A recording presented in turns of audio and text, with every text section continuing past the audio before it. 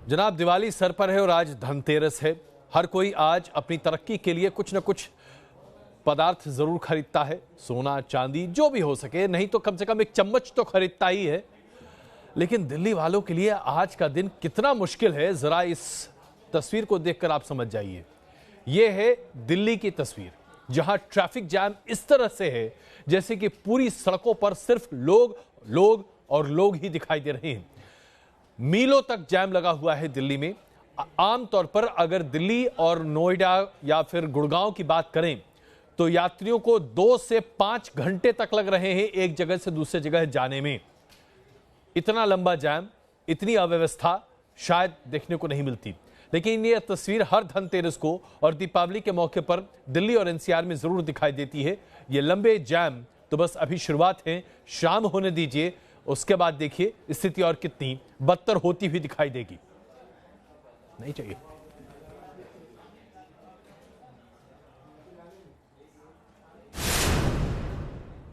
और आइए आपको दिखाते हैं पाकिस्तान में बलूचों के दमन की कहानी, जिसे हम आपके सामने कई बार प्रस्तुत कर चुके हैं। लेकिन जब आप इसे देखेंगे तो आप समझ जाएंगे कि न्यूज नेशन ने कैसे इस मुद्दे को बड़े पैमाने पर आपके सामने प्रस्तुत किया था।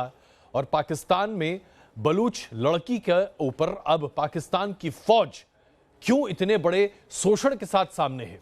इसलिए क्योंकि हिंदुस्तान के न्यूज नेशन चैनल ने उस लड़की की यह कहानी आपके सामने प्रस्तुत की थी।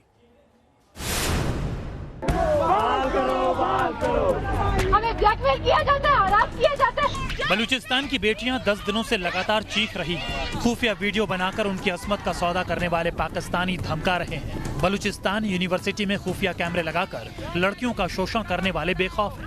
यहाँ पे फेल होने की धमकी से लोगों को अरेस्ट किया जाता है। ऐसी ही एक बलूच बेटी ने न्यूज नेशन से अपनी शोषण की कहानियां बयां की। इन्हीं सिक्योरिटी फोर्सेस ने और उन्हीं के सरबराही से वॉशरूम में कैमरेज लगे हुए हैं और बलूच फीमेल्स स्टूडेंट को धमकियां दे रही हैं। इस छात्रा ने न्यूज नेशन से पाकिस्तान के पापों की पोल खोली तो सिलेक्टेड नियाजी की सरकार और बाजवा की फौज खूनी हो उठी। इस लड़की को पाकिस्तानी फौज की ओर से धमकी भरे फोन कॉल आने लगे। आपने वो वीडियो मतलब बना दिया अपने न्यूज़ पे, फिर मैंने सबने उनको शेयर किया। फिर इन्हीं की पाकिस्तानी कोई आर्मी के लड़के ने मुझे मैसेज किया कि आपने ये इंडिया की न्यूज़ क्यों सेंड किए, आपने ये इंडिया की न्यूज़ क्यों शेयर की है। मैंने कहा ये इंडिया का न्यूज़ है, मैं मानती हूँ, लेकिन ये मेरे मुल्क का मसला है। तुम्हारी पाकिस्तान ने मेरे मुल्क को ऑक्यूपाइड किया। इस लड़की ने न्यूज नेशन से बातचीत में पाकिस्तानी फौजियों की दरिंदगी की पोल खोल कर रख दी कि कैसे एक एक लड़कियों पर पाक फौज की नजर रहती है। हमें ये लोग हमारे जो है ना पता लगाते हैं, फिर इसी तरह हमारे घरों में पहुंचते हैं, हमें उठा के लेकर जाते हैं, फिर हमें टॉर्चर करते हैं, हमारे साथ रेप करते हैं। अफसोस की बात यह है कि अमेरिका से लेकर ब्रिटेन तक और तुर्की से लेकर मलेशिया तक की सरकारों को इन बेटियों के शोषण का दर्द दिखाई नहीं देता, जो चीख चीख कर कह रही है कि यूनिवर्सिटी में जो पाप हो रहा है वो पाकिस्तान की फौज कर रही है। सिक्योरिटी कैमरा किसने लगाया? इन्हीं सिक्योरिटी एहलकारों ने। मैं तो यही बोलती हूँ कि हमारा डिमांड यही होना चाहिए कि इन सबको यहाँ से निकालो। ये सबको पता है कि आंदोलन करने वाले बलूच छात्र नेताओं को पाकिस्तान की सेना आज नहीं तो कल मार डालेगी। लेकिन अब इन बलूचों ने मौत से जंग की ठान ली कि पाकिस्तान के पापों को अब और बर्दाश्त नहीं करेंगे। Team news nation. दुनिया में शायद ही ऐसी कोई सरकार होगी जो अपनी ही जनता, अपने ही नागरिक पर इस तरह का जुल्म करती होगी जो पाकिस्तान कर रहा है। पाकिस्तान में हालात इन दिनों इतने खराब हैं कि क्या कहा जाए। इमरान खान के खिलाफ बोलने वालों को फौज अगवा कर लेती है, विरोधी नेता अस्पताल या जेल में मार दिए जाते हैं, अगर कोई आवाज उठाता है तो उसे सिरे से खारिज कर दिया जाता है या फिर मारकर किसी नाले में फेंक दिया जाता है। यह है आज का इमरान खान का पाकिस्तान। मियाँ साहब की जो बीमारी है उसने मेरा ये हाल कर दिया है, क्योंकि मेरी वालदा की 1 साल पहले इसी तरह अल्लाह ताला को वो प्यारी हो गई। वो फिर जब बहुत ज़्यादा सहम जाता है इंसान। आसिफ अली जरदारी से लेकर नवाज शरीफ तक जेल में मौत के दिन गिन रहे हैं। पाकिस्तान की फौज पीओके से लेकर पंजाब तक नरसंहार कर रही है और हाफिज जैसा सरगना कातिलों को माफी दिला रहा है। 4 लोगों को बीच सड़क पर रोककर गोली मारने वाली पाकिस्तानी फौज के जवानों को बरी कर दिया गया। पूरी कहानी जानने से पहले आप वो वीडियो देखिए जिसमें पाकिस्तान के सुरक्षाकर्मी पहले बीच सड़क पर एक कार को रोकते हैं। करीब 100 मीटर दूर पर बस रुक जाती है, लेकिन उसमें सवार किसी ने वीडियो बनाना शुरू कर दिया। बस में सवार लोगों को पता चल जाता है कि अब पाकिस्तानी जवान कत्ल करने वाले हैं। बस में सवार युवक बोल ही रहा है कि फायरिंग सुनाई देने लगती है। बस में बैठे लोगों ने देखा कि जवानों ने पहले 3 बच्चों को बाहर निकाला और फिर कार में बैठे 4 लोगों को गोली मार दी। इस हत्याकांड के खिलाफ इमरान सरकार ने बड़े बड़े दावे किए, मुआवजा देने का ऐलान किया। काउंटर टेररिज्म डिपार्टमेंट के 16 आरोपियों पर केस चला। इन छोटे बच्चों ने गवाही भी दी कि उनके सामने उनके माता पिता और बहन को मारा गया, लेकिन अदालत ने सारे कातिलों को बरी कर दिया। मारे गए खलील के परिवार ने अब इस फैसले को चुनौती देने से इनकार कर दिया, लेकिन पाकिस्तानी ही इस अंधेरगर्दी को बर्दाश्त नहीं कर पा रहे। और ये निज़ाम कैसा निज़ाम है जो एक तरफ हमारे बच्चों को मारता है, हमारे भाइयों को मारता है, और उसके बाद हमें इतना जलील और ख्वार कर देता है ये निज़ाम कि हमें बिलाखिर उनके कातिलों को भी माफ करना पड़े। इससे पहले भी फैसलाबाद में मारे गए सलाहुद्दीन के पिता को हाफिज ने डरा धमकाकर केस वापस कराया था। इससे पहले सलाहुद्दीन के वालिद साहब भी ये कह चुके हैं कि मैं अपने बेटे के कातिलों को अल्लाह की रजा के लिए माफ करता हूँ। उस अल्लाह की रजा के अंदर हाफिज सईद का कितना प्रेशर था, इदारों का कितना प्रेशर था, वो एक अलग बात है, वो एक अलग बहस है। ये 2 तस्वीरें आप देख रहे हैं जिसमें कहानी बांग्लादेश की है और दूसरी पाकिस्तान की। बांग्लादेश में 16 साल की लड़की को जिंदा जलाने वाले 16 कातिलों को फांसी की सजा सुनाई गई और पाकिस्तान में 4 कत्ल करने वाले फौजियों को माफ कर दिया गया। किसी मुल्क में अवाम की इज्जत से उस मुल्क की तरबियत का अंदाजा लग जाता है। उस पाकिस्तान की क्या कहने जहां गुलालाई इस्माइल नाम के कार्यकर्ता के पिता को जब मर्जी तब अगवा कर लिया जा रहा है और शोर मचने पर रिहा किया जा रहा है। Team news nation. पाकिस्तान की फौज आजकल कितनी सिरफिरी हो गई है, इसकी बारीकी तब देखने को मिलती है जब पाकिस्तान की फौज अपने ही देश में मस्जिद पर नमाज पढ़ रहे लोगों पर ही फायरिंग करती हुई दिखाई दे, और इससे भी ज्यादा नियंत्रण रेखा के उस पार या सीमा उस पार यानी कि हिंदुस्तान में फायरिंग कर बेगुनाह नागरिकों को मारे। यह है पाकिस्तान की फौज जिसके लिए जिंदगी का कोई मतलब नहीं है और बेगुनाह लोगों को मारना उसके लिए एक खिलवाड़ है। एक तरफ पाकिस्तान पीओके में मस्जिद में गोलियां बरसा रहा है, तो वहीं दूसरी ओर हिंद की सरहद पर कठुआ में जानवरों को निशाना बना रहा है। पाकिस्तान की बौखलाहट की अब हदें पार हो चुकी हैं। पाकिस्तानी पुलिस और फौज क्रूरता की सारी सीमाएं लांघ चुकी हैं। अब ना तो उसे इंसान की जान से मतलब है और ना ही बेजुबानों की। पाकिस्तानी बर्बरता को बयां करते इस वीडियो ने इमरान सरकार को बेनकाब कर दिया है। मस्जिद को खुदा का घर माना जाता है, लेकिन इस्लामिक रिपब्लिक ऑफ पाकिस्तान में खुदा के घर को भी नहीं बख्शा जाता। रियासत पाकिस्तान की इमारत मसाजिद के अंदर सेलिंग देख सकते हैं नाज़रीन, आप देखिए किस तरह से मसाजिद के अंदर सेलिंग की जा रही है। एक शख्स पाकिस्तानी पुलिस के जुल्म सितम को मोबाइल कैमरे में रिकॉर्ड कर लिया, जिससे पता चल रहा है कि जालिम हुकूमत, बेरहम पुलिस और जल्लाद फौज, पाकिस्तान का सिस्टम यही है। पाकिस्तान में इंसानी जान की कोई कीमत नहीं है। हुकूमत पाकिस्तान की तरफ से आईजी के कहने पे हमारे लोग डिस्पर्स करने के लिए, लोगों को भगाने के लिए 2 तरफ से लोगों को चौक के अंदर बंद करने की कोशिश की जा रही है, जिसके नतीजे में ये देखिए तो हर सतह पे, हर जगह पे मुकम्मल तौर पे शेलिंग की जा रही है। अब पाकिस्तानी फौज की कायरता देखिए। एलओसी पर लगातार सीज फायर का उल्लंघन करने वाली नापाक फौज अब इतनी बौखला गई है कि अब वो जानवरों को निशाना बनाने लगी है। कठुआ में पाकिस्तानी गोलाबारी में 2 भैंसें मारी गई और 1 जख्मी हो गई। ये पाकिस्तान जब से पूरी रात लोगों को यहाँ फायरिंग करता रहता है और लोगों को परेशान किया, बच्चों का जीना हराम कर दिया लोगों का इन्होंने, और बच्चों की पढ़ाई खराब हो रही है। हम यही कहना चाहते हैं सरकारों से कि एक बार बॉर्डर को खाली करके इस पाकिस्तान को मुंह तोड़ जवाब दो। सरहद पर आतंक के खिलाफ इंडियन एक्शन से पाकिस्तान तिलमिलाया हुआ है।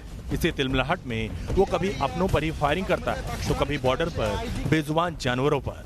पाकिस्तानी फौज दुनिया की इकलौती फौज है जो जानवरों पर गोलियां बरसाती है। ये हताशा पाकिस्तान के पतन की कहानी बयां कर रही है।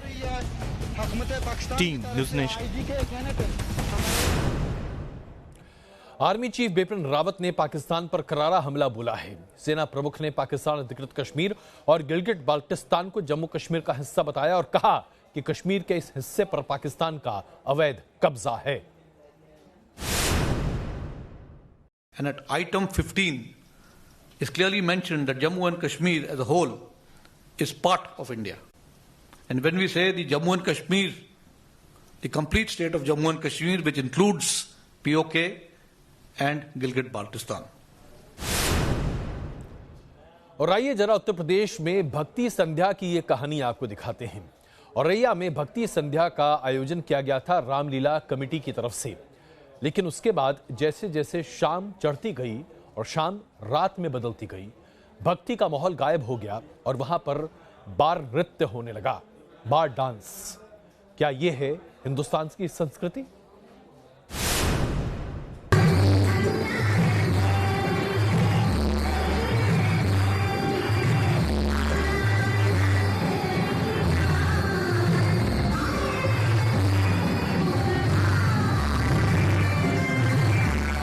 मोहब्बत वाले कजरे का कसीदा था, माहौल बड़ा संजीदा था, पैसा रामलीला कमेटी का था और जश्न मत पूछिए किस लीला का था, लेकिन माहौल पूरा बना हुआ था। एक के बाद एक गाना बदलता जा रहा था और नृत्य बदस्तूर जारी था।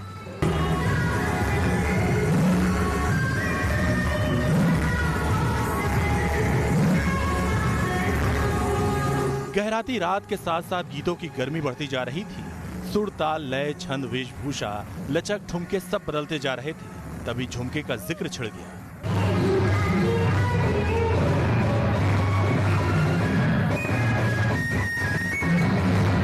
कहां औरैया की तरबियत और कहां बरेली का झुमका, भला कितना बर्दाश्त करते लोग।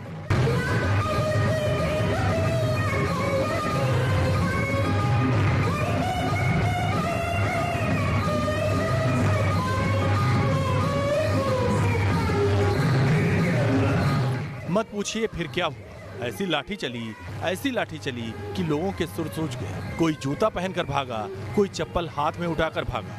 उधर चने के खेत वाला किस्सा चल रहा था, इधर लाठियां चल रही थी।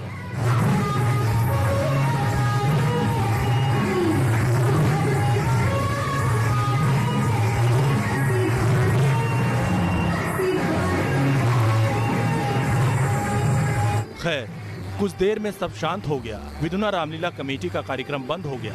सब कोई अपने घर गया। बाद में पता चला कि रामलीला मैदान में ये लीला जिस कार्यक्रम में हुआ उसके करता धरता मुलायम सिंह के साढ़ू प्रमोद गुप्ता थे। Ashwini Kumar, news nation, Auraiya. Ramlila committee की ये पेशकश तो आपको अच्छी लगी होगी, लेकिन जरा राजनीति की भी बात कर लेते हैं। हरियाणा की राजनीति अपने आप बदलती चली जा रही है और पिछले 24 घंटे में ऐसा लगता है कि गठजोड़ की एक और सरकार बनती दिखाई दे रही है। दुष्यंत चौटाला ने दोनों तरफ यानी कि कांग्रेस और बीजेपी की तरफ अपने दरवाजे खोल रखे हैं, लेकिन इस बीच गोपाल कांडा से समर्थन लेने की वजह से भारतीय जनता पार्टी की जबरदस्त किरकिरी हो रही है। यहां तक कि उमा भारती भी कह रही हैं कि गोपाल कांडा को भारतीय जनता पार्टी अपना समर्थन न दें तो बेहतर है।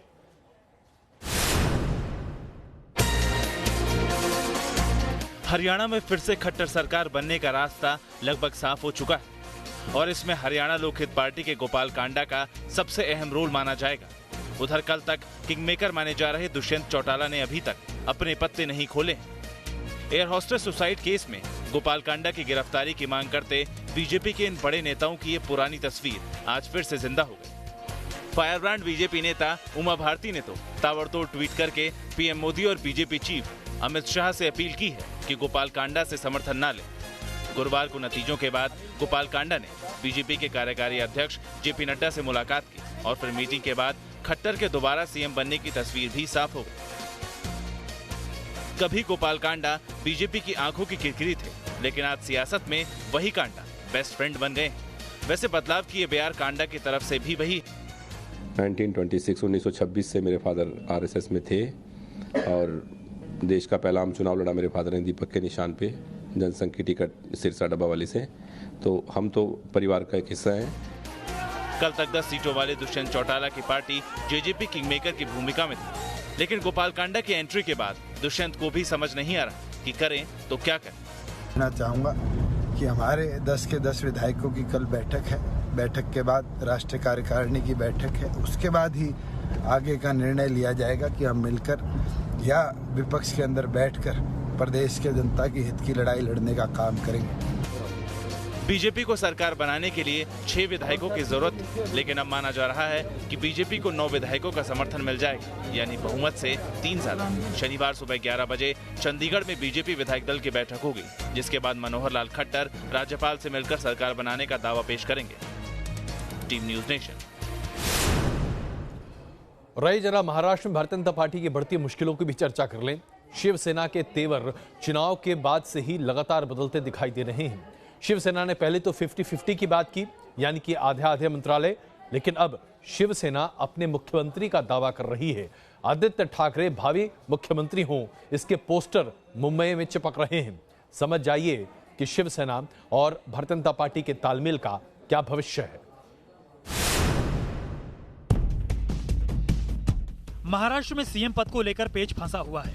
संजय राउत के एक कार्टून ने महाराष्ट्र की सियासत में नई सियासी बहस छेड़ दी है। मुंबई के वर्ली में सीएम पद के लिए आदित्य ठाकरे के पोस्टर लगाए गए हैं। बीजेपी को अपने तेवर दिखाने का ये शिवसेना स्टाइल है। शिवसेना सांसद संजय राउत ने ट्विटर पर इस पिक को साझा किया। तस्वीर में टाइगर के हाथ में कमल का फूल दिखाया गया है और गले में घड़ी बंधी है। ये टाइगर शिवसेना का प्रतीक है और कमल बीजेपी का चुनाव चिन्ह है, तो वहीं गले में लटकी घड़ी एनसीपी का इलेक्शन सिंबल है। संजय राउत बीजेपी को समझाना चाह रहे हैं कि अगर बीजेपी ने शिवसेना को सीएम पद नहीं दिया तो एनसीपी का साथ भी उनके पास है। हालांकि शिवसेना और एनसीपी दोनों मिलकर सरकार नहीं बना सकते, लेकिन शिवसेना सीएम पद पर हर मुमकिन तरीके से दावा ठोक रही है। अब मुंबई के वर्ली में लगे इन पोस्टर्स को देखिए। इसमें लिखा है आदित्य ठाकरे भविष्य के सीएम हैं, यानी सड़क से लेकर सोशल मीडिया तक शिवसेना ने कैंपेन चला रखा है। लेकिन बीजेपी सीएम की कुर्सी को लेकर किसी भी सौदेबाजी के मूड में नहीं है। कल दिल्ली में पीएम मोदी ने भी साफ कर दिया था कि महाराष्ट्र के अगले सीएम देवेंद्र फडणवीस ही होंगे। लगातार मुख्यमंत्री 50 साल के बाद पहली बार देवेंद्र फडणवीस जी को सेवा करने का मौका मिला। बीजेपी और शिवसेना के बीच सीएम को लेकर भले ही खींचतान हो, लेकिन इतना तय माना जा रहा है कि सरकार दोनों मिलकर बनाएंगे। उधर कांग्रेस और एनसीपी दोनों ने साफ कर दिया है कि वो विपक्ष में ही बैठेंगे। दीपावली पूरे हर्ष उल्लास के साथ पूरे देश भर में मनाई जाती है, लेकिन अयोध्या की दीपावली जब से योगी आदित्यनाथ की सरकार आई है तब से एक अलग ही छटा बिखेरती है। आइए आपको दिखाते हैं अयोध्या में इस बार दीपावली को लेकर किस तरह के खास इंतजाम किए जा रहे हैं। मंगल भवन अमंगल हारी। जगमग हुई अयोध्या नगरी। रामनगरी में त्रेता युग वाली दिवाली। अयोध्या में दीपोत्सव की भव्य तैयारी। दीपोत्सव की तैयारी में अयोध्या एक बार फिर सज धज कर तैयार। अयोध्या में राम की पैड़ी में लाखों दिए सजाए जा चुके हैं। अयोध्या में दिवाली है और इस तैयारी में दूर दूर से लोग आए हुए हैं, जुटे हुए हैं। कई दिन से विश्वविद्यालय के छात्र यहाँ पर लगातार मेहनत कर रहे हैं, वहाँ के शिक्षक मेहनत कर रहे हैं। दिया लगाने से लेकर दिया जलाने तक की जिम्मेदारी इन्हीं लोगों के ऊपर है। इसके अलावा रामचरितमानस का लेजर शो, 13 देशों की रामलीला और सतरंगी लाइट्स इस बार अयोध्या के मुख्य आकर्षण होंगे। राज्य सरकार के मुताबिक शनिवार को अयोध्या में दीपोत्सव का जो कार्यक्रम होना है, उसके मुताबिक सुबह 10 से 2 बजे तक भगवान श्री राम की लीला से जुड़ी झांकियां और शोभा यात्रा निकाली जाएगी। इसमें कई देशों के कलाकार शामिल होंगे। इसके बाद रामकथा पार्क में हेलीकॉप्टर से श्री राम सीता का प्रतीकात्मक अवतरण और भरत मिलाप का कार्यक्रम होगा। शाम 4 बजे के बाद श्री राम जानकी की पूजा, आरती और श्री राम का प्रतीकात्मक राज्याभिषेक होगा। शाम 6 बजे के बाद सरयू की आरती और पूजन होगी। राम की पैड़ी पर 4 लाख दीपों को जलाकर गिनीज बुक में रिकॉर्ड दर्ज किया जाएगा। राम की पैड़ी पर आप दोनों तरफ देख रहे हैं, इस तरफ और दूसरी तरफ जो घाट हैं, उन घाटों को मिलाकर कुल 4 लाख दिए यहां जलाए जाएंगे, जबकि 1.5 लाख दिए अयोध्या नगरी की अलग अलग इमारतों पर जलाए जाएंगे। वो मंदिर होंगे और भी जो इमारतें हैं वहां पर ये दिए जलाए जाएंगे। रात 8 बजे के बाद भारत, नेपाल, श्रीलंका, इंडोनेशिया और फिलीपींस की रामलीला का मंचन किया जाएगा। अयोध्या में शनिवार को दीपोत्सव के मौके पर कई खास हस्तियां भी मौजूद रहेंगी। इस बार राम की पैड़ी को भी नए तरीके से बनाया गया है। सरयू के साफ पानी को राम की पैड़ी में लाने की तैयारी की गई। दूर दूर से लोग अयोध्या पहुंचने लगे। समारोह को भव्य बनाने के लिए उत्तर प्रदेश की योगी सरकार ने पूरी ताकत झोंक दी। अयोध्या से विद्यानाथ झा के साथ टीम न्यूज नेशन। और आइए आपको दिखाते हैं अहमदाबाद के स्वामी नारायण मंदिर में दीपावली के मौके पर किस तरह का समारोह का आयोजन है। 100 करोड़ से भी ज्यादा की कीमत के आभूषण स्वामी नारायण मंदिर में इस्तेमाल किए गए हैं। धनतेरस पर अहमदाबाद में खास पूजा। भगवान स्वामी नारायण का 100 करोड़ के सोने हीरों के जवाहरात से आस्था की ये सबसे सुनहरी तस्वीर है। भगवान के चरणों में सोने और हीरे के आभूषणों का भंडार और पूरे विधि विधान से भगवान की पूजा। धनतेरस पर अहमदाबाद के स्वामी नारायण मंदिर की तस्वीर अद्भुत है। भगवान का 175 किलो सोना और हीरों के आभूषण से श्रृंगार। जब तक धन धर्म के चरणों में होता है तभी तक उसका महत्व होता है। धनतेरस पर स्वामी नारायण मंदिर से यही संदेश देने की कोशिश की गई। भगवान के चरणों में सब कुछ सोने और हीरों का है। भगवान की 4 चरण पादुकाएं सोने की है। फूल भी इस बार चढ़ाने के लिए सोने के ही है। भगवान को समर्पित हीरों से जड़ा एक नवलखा हार है। घड़ी भी कीमती है। हथफूल भी सोने के हैं। इसमें भी हीरे जड़े हैं।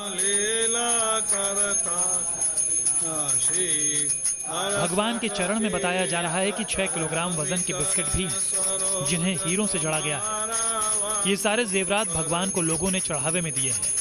धनतेरस के दिन इसी चढ़ावे के जरिए भगवान की पूजा अर्चना की गई। पूरा पटेल, न्यूज नेशन, अहमदाबाद। धनतेरस के दिन मध्य प्रदेश के रतलाम का प्राचीन महालक्ष्मी मंदिर कुबेर के खजाने में तब्दील हो जाता है। मान्यता है कि धनतेरस से दीपावली तक अपना धन मंदिर में रखने से महालक्ष्मी देवी बहुत प्रसन्न हो जाती हैं और धन की जबरदस्त बढ़ोतरी होती है। अब इस मान्यता के बाद क्या देश का कोई भी श्रद्धालु अपने पैसे मंदिर में नहीं रखेगा? मंदिर के गर्भगृह में नोटों की गड्डियां, तिजोरी में भरे हुए सोने चांदी के जेवरात, कतार में खड़े होकर अपना पैसा मंदिर में रखवाते श्रद्धालु। आस्था के दरबार में ये वैभव की चमक है। तस्वीरें मध्य प्रदेश के रतलाम के महालक्ष्मी मंदिर की हैं, जहां 10 से लेकर 500 के नोटों और गहनों से मंदिर की सजावट की गई है।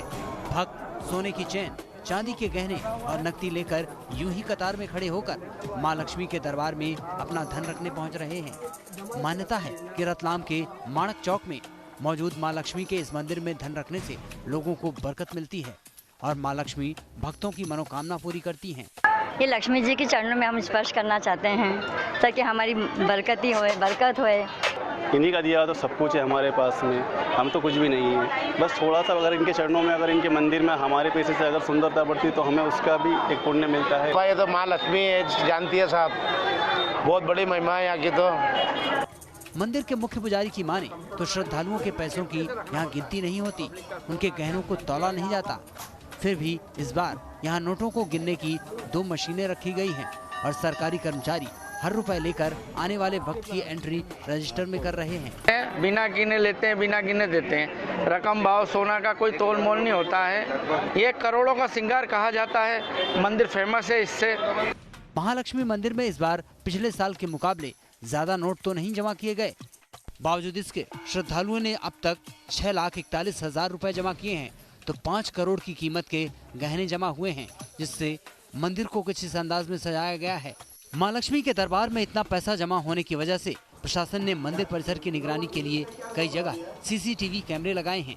इस मंदिर की खासियत है कि यहाँ नोटों और जेवरों से ऐसी सजावट साल भर में केवल एक बार दिवाली के मौके पर ही की जाती है और धनतेरस से भाई दूज तक महालक्ष्मी के खजाने के दर्शन आम लोग कर सकते हैं। रतलाम से राजेश पुरोहित के साथ टीम न्यूज नेशन। और आइए आपको दिखाते हैं कि उड़ीसा में वापस लौटते मॉनसून की वजह से कितनी जबरदस्त, एक तरह से यूं कहीं त्रासदी है। 3 लोगों की अब तक मृत्यु हो चुकी है, 4 घायल हैं और ऐसे में दक्षिण भारत में भी चक्रवाती तूफान का खतरा मंडरा रहा है। कुल मिलाकर जाते जाते भी मॉनसून इस साल रुला कर ही जाएगा।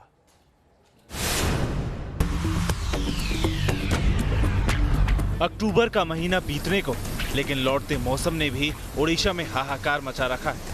ओडिशा के गंजाम में बारिश ने इस कदर कोहराम मचाया है कि नदियों के ऊपर बना पुल पानी में बह गया है, तो कई इलाकों में सड़क पानी की चपेट में कुछ इस तरह बह गई। गंजाम में बारिश के चलते 3 लोगों की मौत हो चुकी है। ग्रामीण इलाकों में खेत खलिहान और सब कुछ डूब चुके। ओडिशा के शहरी इलाकों में भी बारिश ने जनजीवन पर असर डाला। सड़कों पर जल जमाव हो गया। उड़ीसा के अलावा आंध्र प्रदेश में बारिश के चलते आम लोगों की मुसीबतें बढ़ गई। कर्नाटक की भीमा नदी में डैम से करीब 1.25 लाख क्यूसेक पानी छोड़ी जाने की वजह से निचले इलाकों में सैलाब का संकट खड़ा हो गया है। उड़ीसा और कर्नाटक में बारिश से हाहाकार मचा हुआ है, तो दक्षिण भारत में चक्रवर्ती तूफान क्यार का खतरा मंडरा रहा है। समंदर का पानी सरहद तोड़कर बाहर निकलने को बेताब है, तो कर्नाटक के समुद्री तटों पर तेज हवाएं चल रही हैं। इसके साथ ही तटीय इलाकों के लिए अलर्ट भी जारी किया गया है।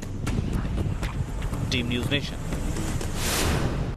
और ये खबर आपको हिलाकर रख देगी, क्योंकि ब्रिटेन के एसेक्स में एक लॉरी कंटेनर मिली जिसमें तकरीबन 40 लोगों के शव मिले। पूरी दुनिया सख्ती में आ गई कि आखिरकार ये क्या हो रहा है। मानव तस्करी का इतना बड़ा मामला ब्रिटेन में आज तक कभी देखने को नहीं आया।